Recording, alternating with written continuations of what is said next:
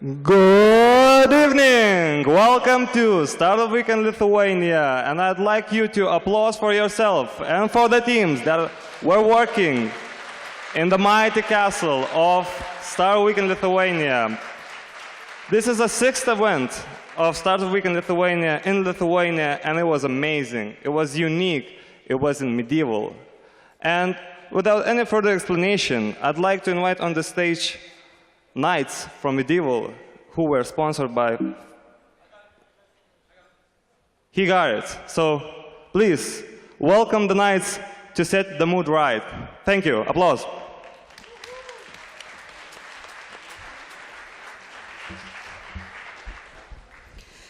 Edward was walking down the alley towards the fairground.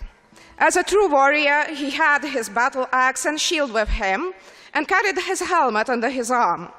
His dark-boiled leather armor had seen many a battle, but was yet strong enough to hold out an enemy's blow or dozen. Sound of music made their way through the noise. Edward looked around to see a minstrel and headed towards him. The musician seemed completely relaxed, enjoying the racket around him and his own music. He had the look of a man favored by fate.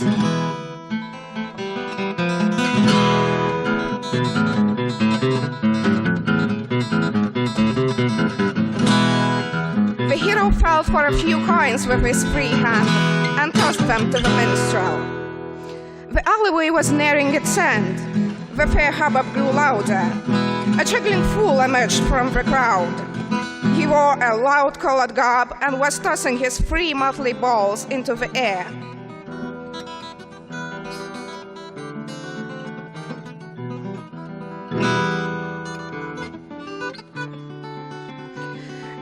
Suddenly, Edward noticed a familiar face. It can't be. It was Crow, Edward's rival from the early days, with his new shield-bearer. The sight of him made Edward lose his taste for merriments at once. Crow seemed to enjoy the festival in his usual way. A ragged beggar was holding out his hand to the cruel knight, and Crow kicked the poor man away viciously. Edward's blood boiled. He didn't care for the festival anymore. The fair juggling minstrel seemed to disappear into the fog. The hero stepped towards Crow and cried, "How darest thou to show up here?"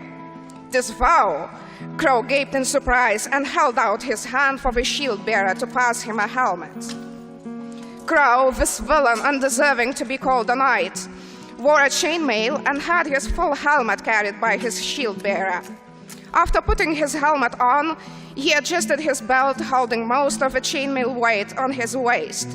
Then he pulled out his sword and grabbed the shield. Edward cried, "Prepare us to meet thy well-deserved death, thou scoundrel." Crow responded with a laugh and took a fighting stance.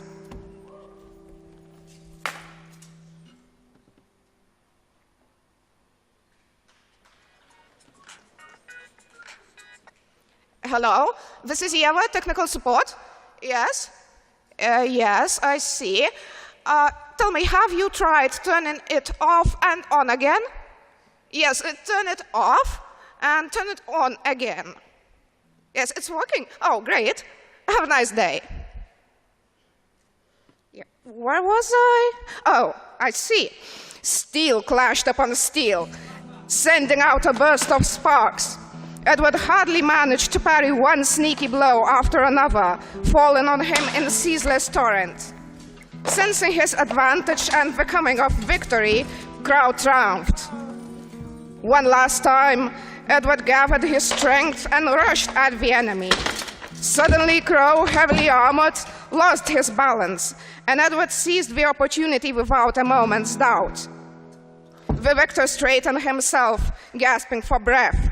On the other side of the fairground, Crow's shield-bearer was looking around, unsure of what to do after the master's death. Suddenly, someone screamed. The crowd finally gathered what just happened. In the following hurly-burly, the beggar we have seen before grabbed Crow's purse and scurried away. The shield-bearer, witnessing that, finally came back to his senses and ran after the thief, shouting, "Guards! Guards!" Thank you. Another important person in the audience is now a friend of mine. He came from Netherlands, and his name is Nick Stevens. He's an amazing facilitator of Star Weekend and true Star Weekender. Nick, come on stage and more applause. More. Thanks, man. It's going to be a really long night, so don't worry about clapping me. Actually, Antanas, I need you for a second. I can't see you guys, but I need you to do me a favor. Startup Weekend is an international community. A friend of mine asked me to bring this flag. Let's get it the right way up. No, that's not the right way up. That would be really disrespectful. If you've got a smartphone in your hand and you use Twitter, could you just take a quick photo of this for us? It's okay, I'll wait. As many of you as you like. So this has come all the way from Startup Weekend in Mexico, and they've asked us to spread the word about Mexico. It's a great developing country. They'd love to see you come and visit. And now you guys are part of Startup Weekend, you have an excuse. You can just rock up in any country in the world, any city in the world that has a Startup Weekend and say, hey, I'm also from Startup Weekend. Okay, did some of you get that on camera? Okay, thanks. I said shout, scream, make some noise, putting your hand up. All right. Anybody else got it out there yet?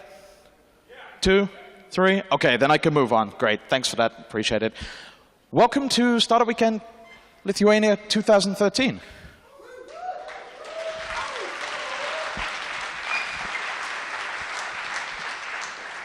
What, are you guys tired or something? I guess you've been drinking too much. I really can't see shit up here. I'm sorry if I keep trying to dodge the lights. No, this is a really good stage. They got great lights. All right, I can't escape it. Welcome to Startup Weekend. Who was not here on Friday evening for the, well, at the other venue on Friday? Who's new in the room? Okay, there's enough of you that are new in the room. Huh, I see what you did there. Clever. It's a shame the cameras are facing this way and not that way, right? All right, why are we here? Startup Weekend, if you don't know it. So, Startup Weekend, massive. Over 120,000 of you have done this now. We're in over 550 cities all around the world. More than 1,250 events. And now we've done one more. You need to give yourselves a huge round of applause for surviving an entire Startup Weekend. Go.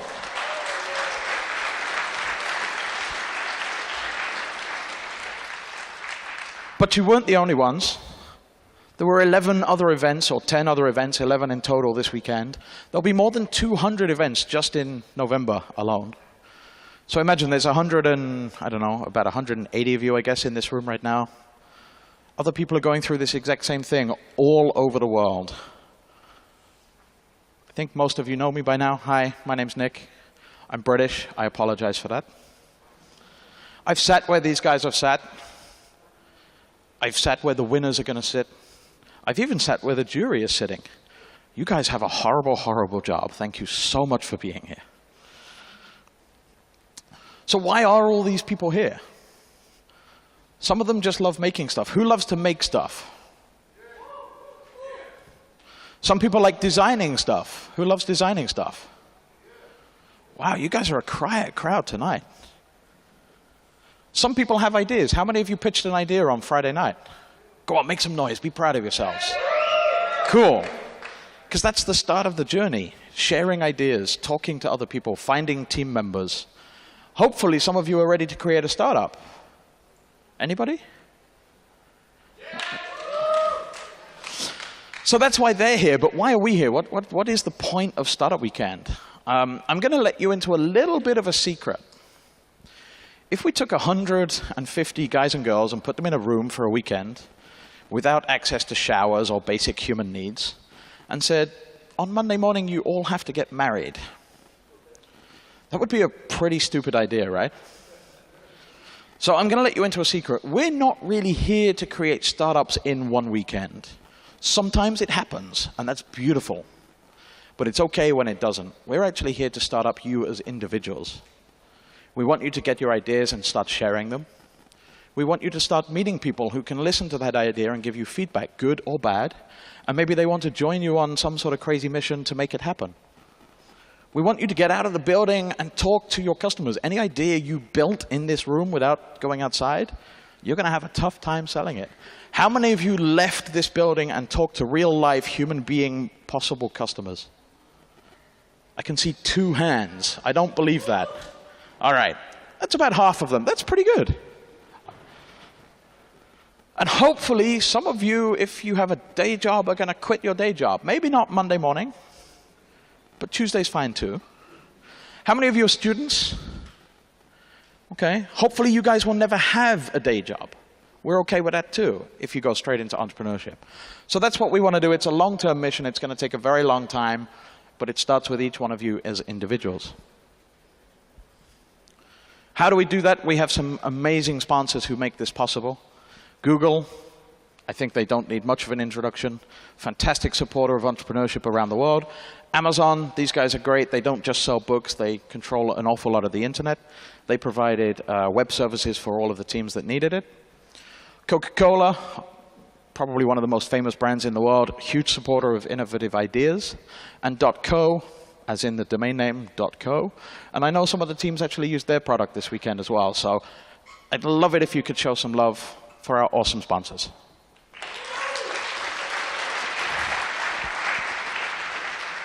So now you know who they are, who we are, how this all happens, but what did we actually do?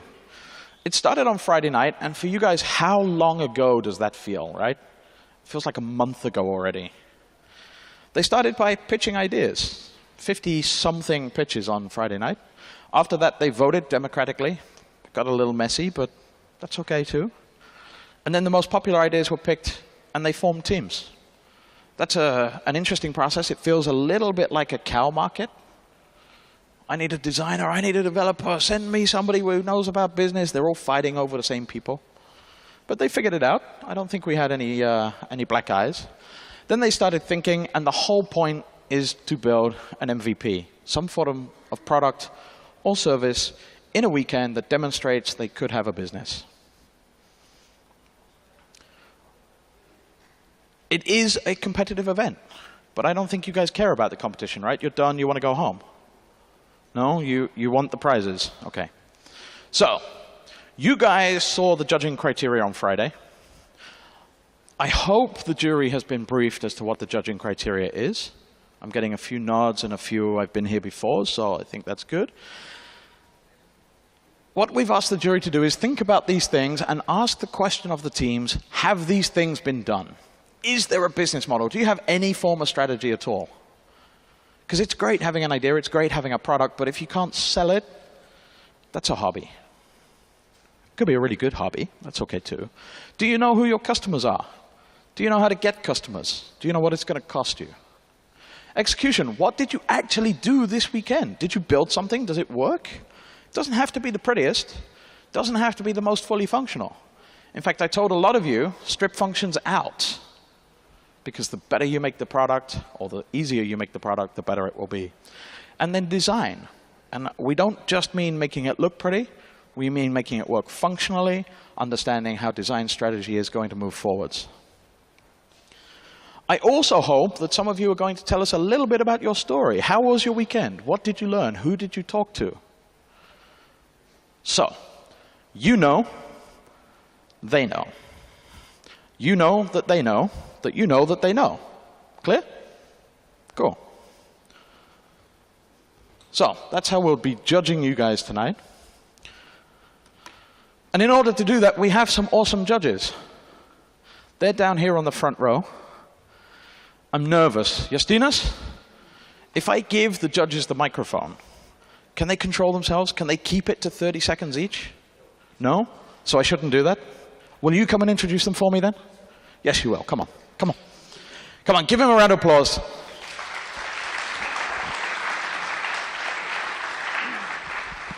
So, thank you, judges. Most of the judges are actually, well, half of them are from Silicon Valley comes to Baltic speakers. I think they have been properly introduced.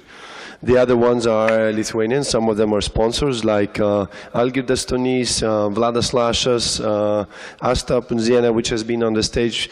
So, pretty much everybody in this row is your jury. So, try to be informative and be honest. And Let's hope it goes well.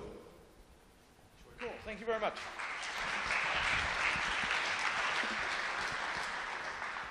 And trust me, I've sat in their chair. I know how hard this is going to be for them. It's going to be a long evening. We'll get through it as fast as we can. We've got some trophies. This is a war. It's a battle. You heard about fighting and winning. These are the kind of things we're fighting for. We have best mobile app, best tablet app, best Unity game, best design. Of course, the one that you're all really fighting for is the one at the bottom, the winner of Startup Weekend Lithuania 2013. So that's what we're going to do, and that's what the results will be announced later as. You guys have such a hard job. I've had a few people come to me today and say, can we pitch first? No. Can we pitch last? Absolutely not. What's the pitching order? How many of you know the pitching order? That's right, none of you. And there's a reason for that. If we publish the pitching order, the teams going first start getting really, really nervous. The teams going last sit at the back of the room and keep working, and that's not in the spirit of the game. So the pitching order is a complete surprise. I have the list here. The jury thinks they have a list, but it's entirely possible I might change it up. So if you're wondering why you have one sheet blank, now you know why. If I do change it, I will let you know. So, are you guys ready?